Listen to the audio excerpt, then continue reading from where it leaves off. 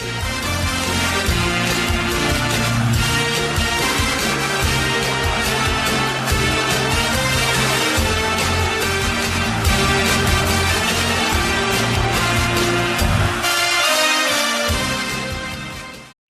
lateral direito do Palmeiras, Mike, concedeu entrevista ao Palmeiras Cast, podcast oficial do clube, e comentou a respeito da ajuda que concedeu ao hoje rival Alisson, que atua pelo São Paulo, após o jogador revelar em setembro deste ano que viveu um caso de depressão.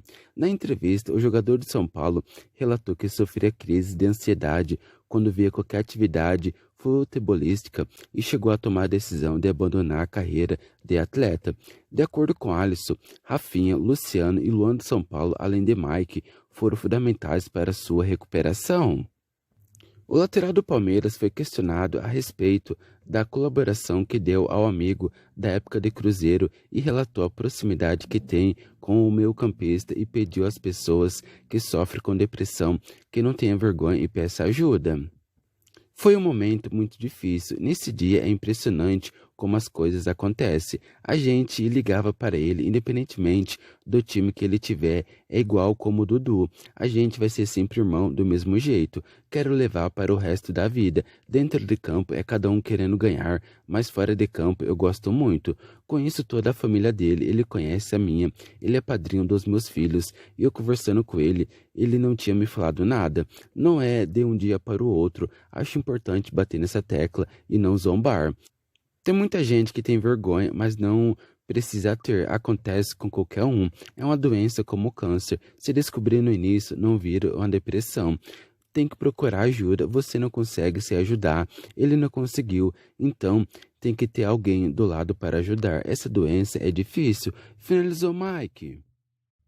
Lesões atrapalharam a escolha por um lateral direito no início da temporada e o São Paulo precisou ir atrás de um investimento emergencial. O escolhido para ocupar a posição de Rafinha e Igor Vinícius na época foi Raí Ramos, que chegou embalado por atuações no Paulistão pelo Ituano e até hoje se torna uma peça preterida do elenco são paulino. Em 7 meses de São Paulo, Raí Ramos atua apenas por 514 minutos distribuídos em 8 partidas. A última atuação do lateral ocorreu há 3 meses no empate por 1-1 contra o Flamengo em 13 de agosto. O lateral chegou no São Paulo no fim de março por causa de uma série de lesões na lateral direita. Igor Vinícius, antigo titular e ausente desde janeiro por causa de lesão, e Rafinha, com um problema no tornozelo, viraram desfalques, assim como Moreira, terceira opção e outro nome machucado na época. Assim, o Orejuela, perto de deixar o Morumbi, ainda no início do ano, virou opção e Natan, emprestado ao Coritiba, teve o fim do acordo antecipado para voltar ao São Paulo. Diante desse contexto, Raí chegou para jogar, mas pouco teve espaço. Titular na despedida de Ceni contra o Porto Cabedelo pela Sul-Americana, o jogador disputou mais 4 partidas desde o início com Dorival.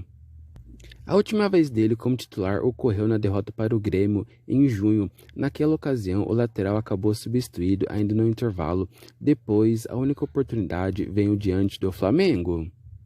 Atualmente, Rafinha é titular inquestionável e Natan se tornou o substituto imediato. Dessa maneira, Raí deve ser um dos jogadores que pode deixar o elenco em 2024, ainda mais com a expectativa da volta de Igor Vinícius.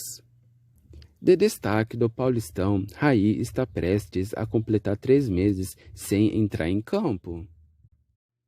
Titulares absolutos do São Paulo, os zagueiros Beraldo e Arboleda têm se consolidado cada vez mais como dupla defensiva do time.